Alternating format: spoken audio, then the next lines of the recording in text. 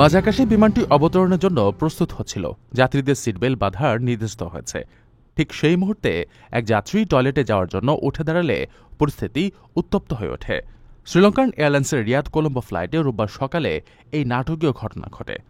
স্থানীয় সংবাদ মাধ্যমের তথ্য মতে বিমানবালারা ২৮ বছর বয়সী ওই সৌদি যাত্রীকে তার আসনে ফিরে যেতে অনুরোধ করলে তিনি ক্ষিপ্ত হয়ে ওঠেন এবং দুই বিমানবালার ওপর চড়াও হন।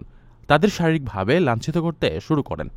হামলা শিকার বিমানবালারা দ্রুত বিষয়টি পাইলটকে অবহিত করেন।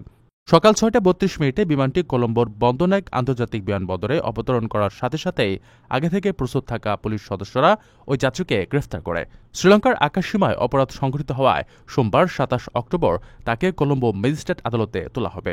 কাটোনাইকে বিমানবন্দর ও টুরিস্ট পুলিশ যৌথভাবে এই ন্যাক্কারজনক ঘটনার তদন্ত করছে।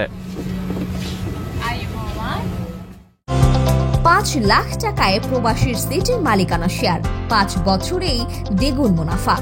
আপনার স্বপ্নকে সম্পদে পরিণত করতে আজই কল করুন স্ক্রিনে দেওয়া নাম্বারে।